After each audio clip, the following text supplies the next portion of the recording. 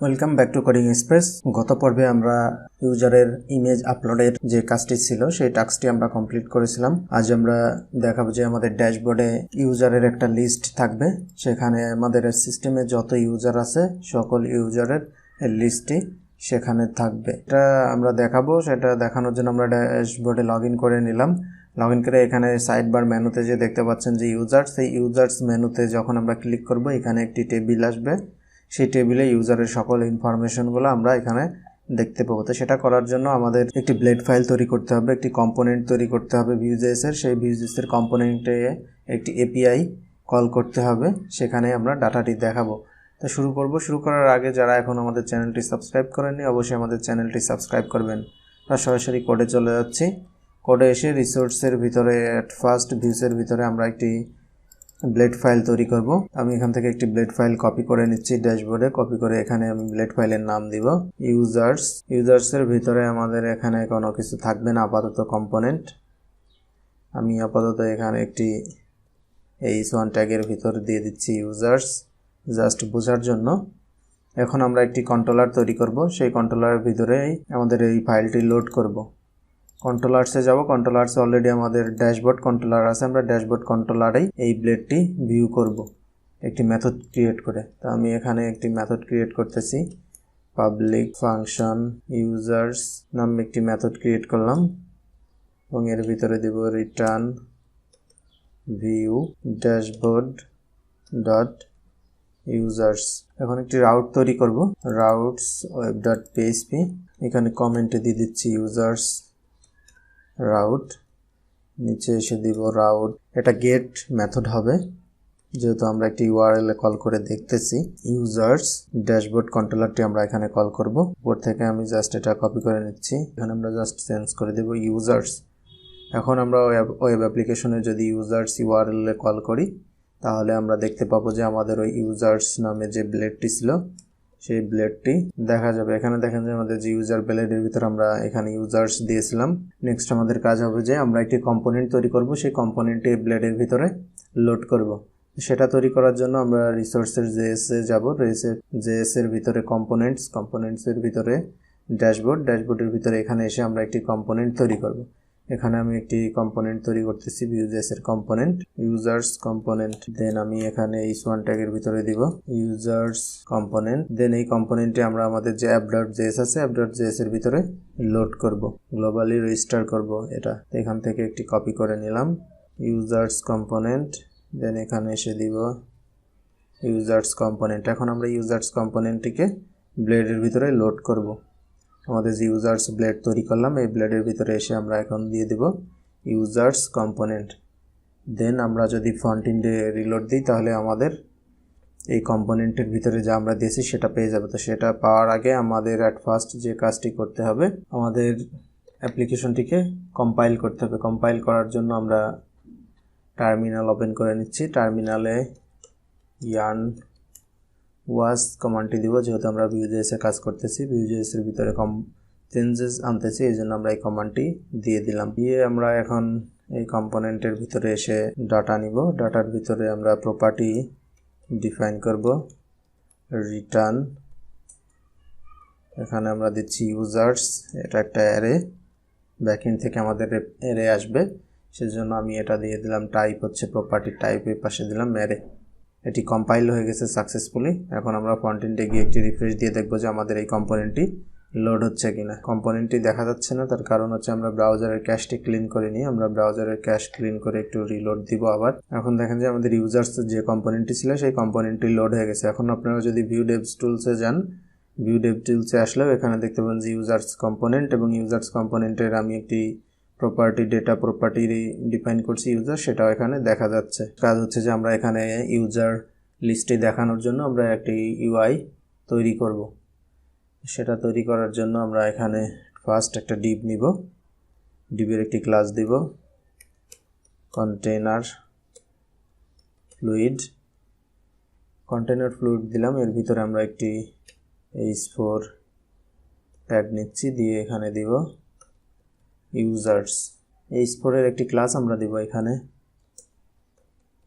আমরা অন্যান্য কম্পোনেন্টে ওই টাইটেল দেখানোর জন্য আমরা একটি ক্লাস নিয়েছি পেজ টাইটেল, দেন এটার নিচে এসে আমরা একটি ডিভ নিব, তার ক্লাস হবে রো। রো এর ভিতরে আরেকটি ডিভ নিব ক্লাস কার্ড। কার্ডের ভিতরে আরেকটি ডিভ হবে কার্ড বডি। দেন বডির ভিতরেই আমরা আমাদের যে ডিজাইন টেবিল আছে সেই টেবিলটি আমরা এখানে দিয়ে দিব। বুটস্ট্র্যাপের একটি টেবিল এখানে কপি করে নিচ্ছি। নর্মাল বুটস্ট্র্যাপের ডিফল্ট টেবিল দেখলে আপনারা এখানে বুঝতে পারবেন যে এখানে কি ধরনের টেবিল নেওয়া হচ্ছে। এখানে একটি টেবিল নিছি টি হেডের ভিতরে একটি টিআর এর ভিতরে টিএইচ আমাদের কলামের নেমগুলো থাকবে। এরপরে এসে টি বডির ভিতরে আমরা এখানে টিডি দিব। অ্যাট ফার্স্ট আমরা টিআর দিব। টিআর এর ভিতরে আমাদের কলামের রোগুলা থাকবে টিডি। উপরে আমরা যে কয়টা কলাম ডিফাইন করলাম এখানেও সেই কয়টা টিডি আমরা নিব। নিয়ে আমরা এখন রিফ্রেশ দিলাম। রিফ্রেশ দিয়ে আমরা ফন্ট ইন্ডে যাই। ফন্ট ইন্ডে এসে এখানে রিফ্রেশ দিলে আমাদের যে কলামটি ছিল, আমাদের যে টেবিল, সেই টেবিলের ডিজাইন কিন্তু এখানে চলে আসছে। তো আমরা আরেকটি ক্লাস এখানে আরেকটি ডিভ মিস করছি। ডিভটি হচ্ছে যে রো এর পরে আমরা একটি কলাম নিব।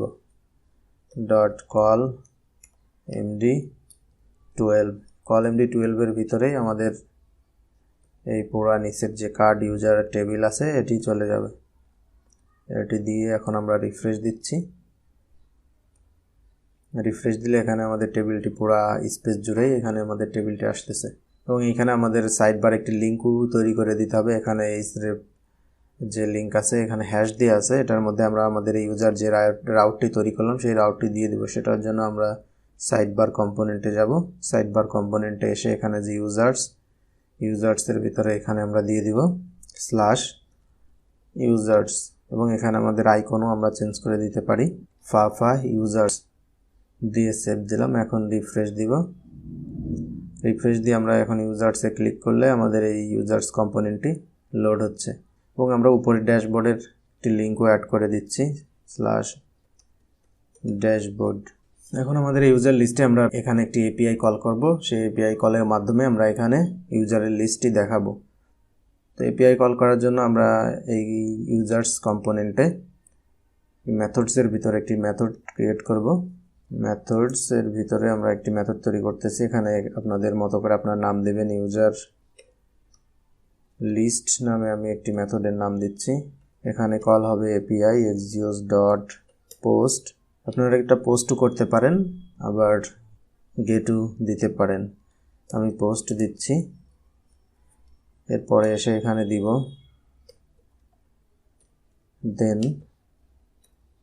দেনের ভিতরে আমরা একটি রেসপন্স কি নিচ্ছি। যদি সাকসেস রেসপন্স আসে তাহলে আমরা এটা এখানে দেখতে পাবো যে ব্যাকএন্ড থেকে কি রেসপন্স আসতেছে সেটা আমরা এখানে পাবো। আমি এটা একটি কনসোল লগ করে রাখতেছি ইনিশিয়ালি। এরপরে দেনের পরে এসে যদি কোনো ইরর দেয় সেটা আমরা ক্যাশ ফাংশনে পাবো। Cash error. তো এখন আমরা এই ইউজার লিস্ট পাওয়ার জন্য আমাদের কন্ট্রোলারে একটি মেথড তৈরি করতে হবে এবং একটি রাউটও তৈরি করতে হবে। আমরা কন্ট্রোলারে চলে যাচ্ছি। কন্ট্রোলারে এসে এখানে একটি মেথড তৈরি করব। মেথডের ভিতরে আমরা ইউজার লিস্ট আনার জন্য কোয়েরি করব। Public function get user list নামে একটি মেথড তৈরি করলাম। এই মেথডের নেমগুলো আপনারা আপনাদের মতো করে আপনারা দিবেন। এটা সম্পূর্ণ ইউজার ডিফাইন। আমি এখানে ইউজার্স নামে একটি ভেরিয়েবল নিলাম। এর ভিতরে আমরা এখন আমাদের কোয়েরিটি লিখব। Users clone. এখানে আমরা দিব ইউজার্স হবে না, শুধু ইউজার ক্লোন লেটেস্ট দিয়ে আমরা এখানে গেট দিচ্ছি আপাতত। মেনলি এটা গেট হবে না, এটা আপনারা পেজিনেট করতে হবে। আমরা পেজিনেটটি পরে দেখাচ্ছি। তো ইউজার্স মডেলটি কল করার পরে এখানে আমাদের ইউজার্স ক্লাসটি কিন্তু আমাদের উপরে ডিফাইন করতে হবে। ইউজার মডেল এটি ইউজার মডেলের নেম স্পেসও আমরা উপরে ডিফাইন করে দিলাম। দেন এটা ক্লোন দিচ্ছি। ক্লোন দিয়ে আমরা এখন নিচে এসে রেসপন্স পাঠাবো। রিটার্ন রেসপন্স জেসনের ভিতরে আপনারা সরাসরি ইউজার্স যে ভেরিয়েবলটি আছে সেটা পাস করে দিতে পারেন, অথবা এখানে আপনারা ফরম্যাট করে একটি মেসেজ দিয়ে নতুন একটি কির ভিতরেও ডাটা পাস করতে পারেন। আমি এখানে সরাসরি ইউজার্স দিয়ে দিলাম। দিয়ে এখন আমরা এই মেথড দিয়ে একটি রাউট তৈরি করব। রাউটসে আসলাম। রাউটসে এসে এখানে একটি রাউট তৈরি করতেছি। ইউজার লিস্ট টাইপ হবে হচ্ছে মেথড হবে পোস্ট। এবং এখানে আমাদের যে মেথডের নেম ছিল গেট ইউজার লিস্ট সেটি দিয়ে দিলাম। এখন আমরা এই ইউজার লিস্ট রাউটটা কল করব আমাদের ইউজার্স যে কম্পোনেন্ট ছিল ইউজার্স কম্পোনেন্টের ভিতরে। এখানে আমি ফার্স্ট প্যারামিটার ইউআরএল দিয়ে দিলাম এবং সেকেন্ড প্যারামিটার আমাদের আপাতত কিছু নাই, তো আমরা এটা কিছু দিচ্ছি না। এখন আমরা ফ্রন্ট এন্ডে গিয়ে রিফ্রেশ দিয়ে দেখব যে আমাদের এপিআইটি কল হচ্ছে কিনা। রিফ্রেশ দিলাম, রিফ্রেশ দিয়ে এখন আমরা কনসোল বা নেটওয়ার্ক চেক করলে দেখতে পাবো যে আমাদের কোনো কিছু কনসোলে কিছু নাই। এবং নেটওয়ার্কে যদি আসি নেটওয়ার্কেও কিন্তু কোনো কিছু নাই, তার মানে আমাদের এপিআইটি কল হচ্ছে না।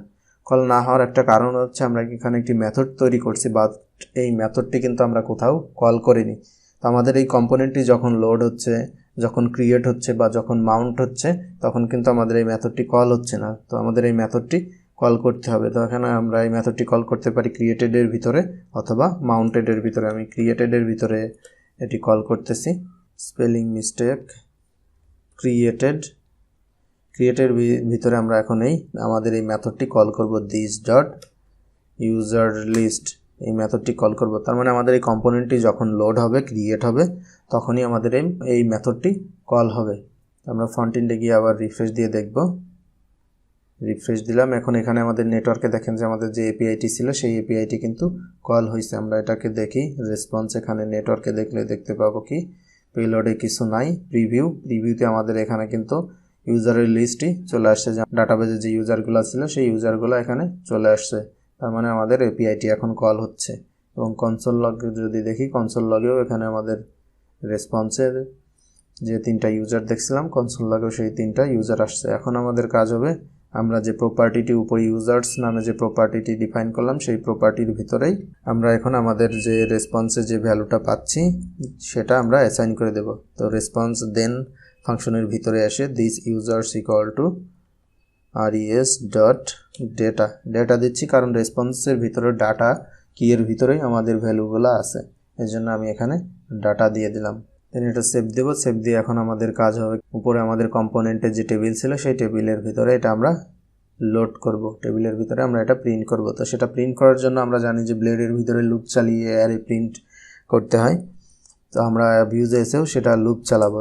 লুপ চালানোর জন্য আমরা মেনলি যে ভ্যালুগুলো প্রিন্ট করবো এই টিআর এর ভিতরে, তো এই টিআরটাকে আমরা লুপ করব। লুপ দিব এখানে ভি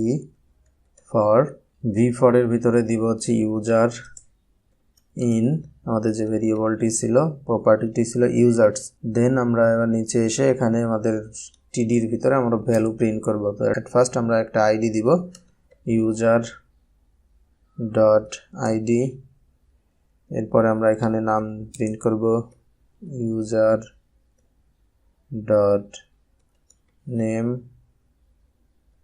এরপরে আমরা প্রিন্ট করব ইউজারের ইমেল ইউজার ডট ইমেল,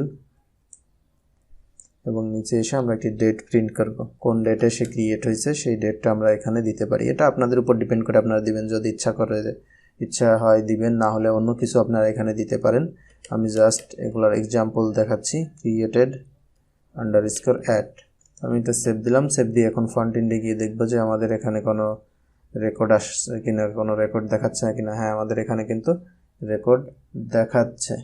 এখানে আমাদের একটি এক্সট্রা কলাম অ্যাড হয়ে গেছে টোটাল, এই কলামটি এখানে থাকবে না, জাস্ট আইডি নেম ইমেল এগুলাই দেখাবে।